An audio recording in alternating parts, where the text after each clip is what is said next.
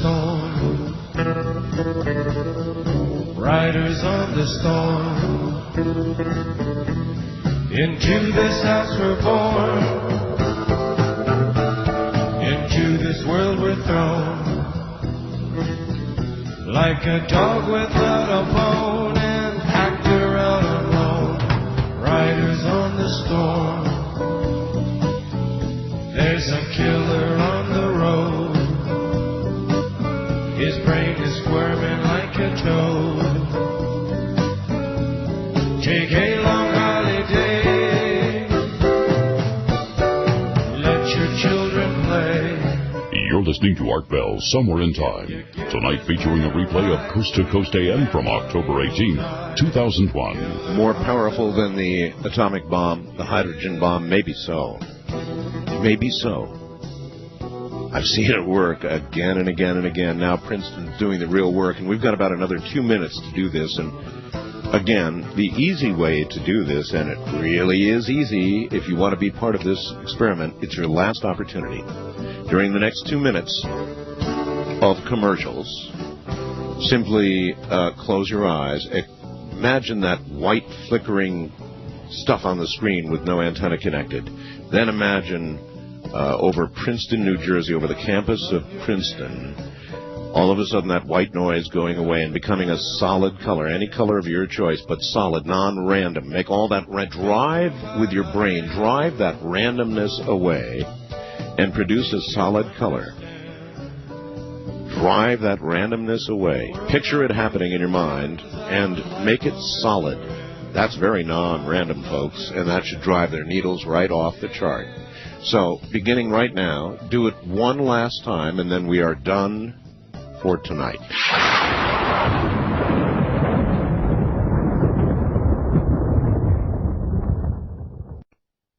Streamlink, the audio subscription service of Coast to Coast AM, has a new name, Coast Insider. You'll still get all the same great features for the same low price. The package includes podcasting, which automatically downloads shows for you, and the iPhone app. You'll also get our amazing download library of 3 full years of shows. That's over 1,000 shows for you to collect and enjoy. If you're a fan of Coast, you won't want to be without Coast Insider.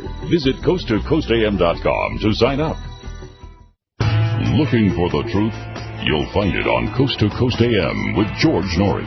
You know, Jesse, people just don't want to believe that government is screwing them up. They just don't want to believe it. They want to believe the government is looking out for your best interests. Well, I got news for you. Government is made up of people, and people can be corrupted, and evil people can get in power, and for some reason, nobody wants to admit that somehow the United States government could be evil.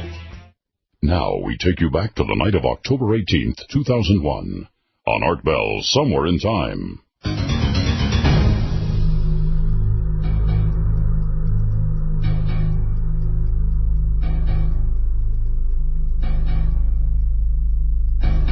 All right, Richard, the experiments have been concluded, and what will happen will happen. We'll see. Well, we'll find out in about 48 hours. I asked Dean if he could do it in real time, and he says with no notice there was no way, but they'll look at the data tomorrow.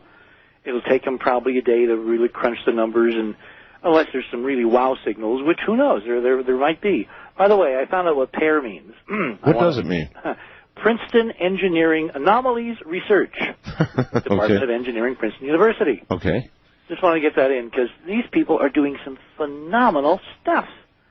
And the coolest part is they are totally independent of what we've been looking at, and they have asked us to solve a major problem. Well, in the break, I went and looked in my computer in Redshift for the problem that they apparently are kind of puzzled by, and I think I know what's going on.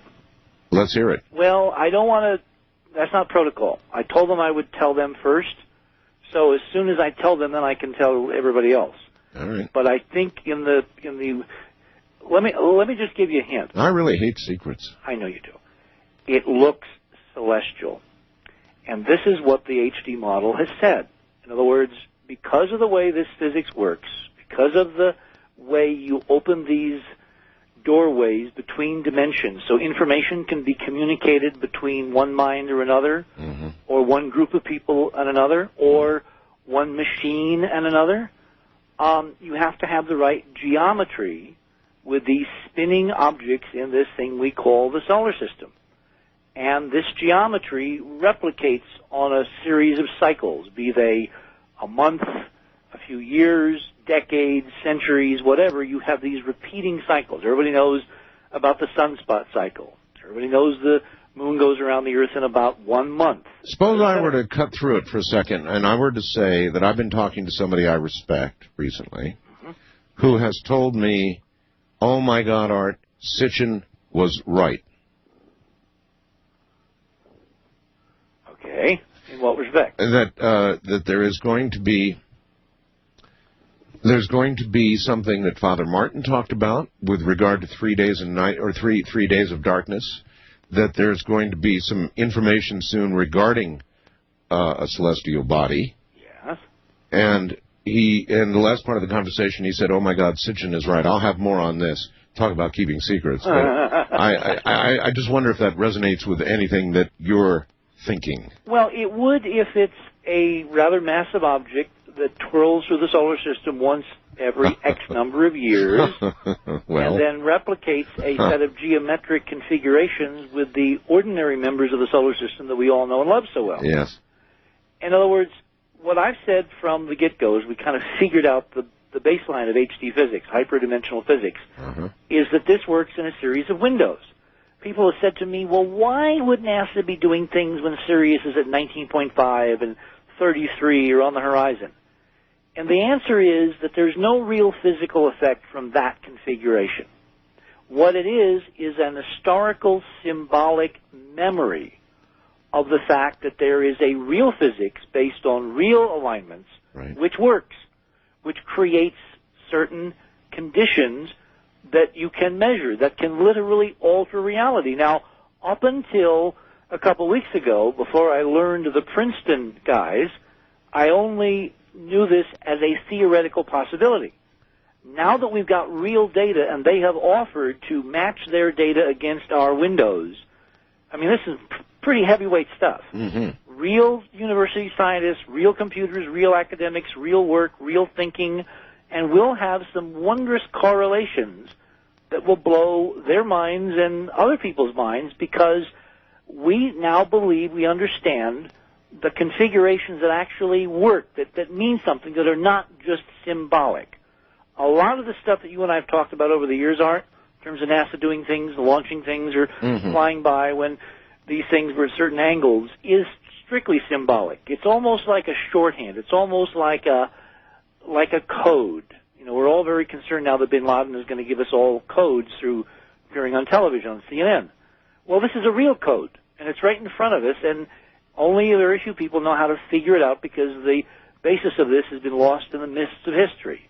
Well, what the Princeton group has got is a set of detectors, sensors, if you want to go to the Star Trek analogy, that allow us for the first time to actually measure the bending of reality, the changing of the physical constants on a predictive basis. And if you go to their website, which of course is linked through this long article that I put up on our site tonight, you will find a ton of experiments where they have done formal predictions of various events all over the world. Okay, so you've got let me go to my own website here, Richard, and look at program, tonight's guest info. Let me see Richard's name and who's the enemy, the end of days. That's the one. Who's the enemy? Okay, under Richard's name, who's the enemy? The end of days begun, question mark. Click on that, and the article he just referenced will be right there. And it takes you ultimately down toward the bottom when we get to Princeton, to the Princeton site. Right. You roam the Princeton site. You look at all their previous 4 or 5 years of experiments. You look at their protocols. You look at the hits they've made, the misses they've made. What's most fascinating to me, Art, is, and this is going to be a control tonight, what we've done, first you doing it with Rush and then doing ours, we did not plan this in advance. You did not sit down with your little copy of Redshift no, I gave you many years ago. Absolutely not. And plan to do this with certain key alignments, right? No, that's right. So it's a strictly random experiment. Let me tell you what my prediction is going to be. Unless we randomly hit a window, which I don't think we did because they're not that often. Oh, here's the chart showing the, oh my God. Yes. Oh, my God. The terrorist attacks, when the terrorist attack occurred, this thing went... Look at that. Oh, my God. And look at how it begins to rise hours before the event. Yeah, let me see. According to this, Richard, let's see. I'm trying to look at... I see. These are times on the bottom, right? Our Eastern Standard Time. All right. And the probability of it being random chance is on the left, on the, x-axis, the up axis. Right. Holy crapola. This is astounding, folks. And this is a measurement of the non-randomness, essentially. Of all these 39 little guys all over the world feeding their data back through the Internet to the Princeton computer. Holy mackerel, Richard. All right, you can get to this by going to artbell.com. Go to program, tonight's guest info. You'll see the name Richard Hoagland. Just click on Who's the Enemy, the End of Days Begun, ? And then as you go down the screen, you will finally get to this graph that will blow your mind. That's all of you folks. That's all of us on that day. That's astounding, Richard. Well, it's astounding because if you look at the rest of the long article, and it's very long with lots of links, lots of documentation, it goes back 1,000 years. It charts this problem we're having in the Middle East with these maniacs, going back to a group called the Order of the Assassins, literally 1,000 years ago. Actually, on the very day of the event, which happened on 9/11, you know, the famous 9/11, the Assassins were formed in 1090 AD. If you subtract 1090 AD from 2001, you get 9/11. These people are ultimately up to their eyebrows, Bin Laden et al., in ceremonial magic. They believe they can affect history by doing terrible negative things like we discussed a few minutes ago within these windows, these time windows. They're trying to perform by killing 7,000 people on global television an awful version of the positive experiments we have conducted tonight. Again, proving my point, I'm sorry to say. Well, look, technology or physics is neutral. Yeah, that's what I think, too. It is a power. It is a mighty power. And it's called free will. That's you want to talk about God? It's called free will. And it can be used either way. It can be used either. But I will say that it's a lot easier to get a bunch of people together for a positive effect than it is for a negative effect. I agree. Although evil minds have managed it, witness Hitler and many others. Yeah, but they need help. They need these windows. They need brownie points. They need to ace the bet. And, you know, this probably works in terms of linking consciousness at any old time. It just works a lot more efficiently if you do it in the right window. Going back to how the physics of the universe really works in our local neighborhood, which, of course, is the only neighborhood we happen to live in at the moment. So let me go back to a couple of things. As we were going through this historical dissection of the awful, I mean, you and I talked, and you know I felt like shit. Can you say that on the air? I mean, it was a horrendous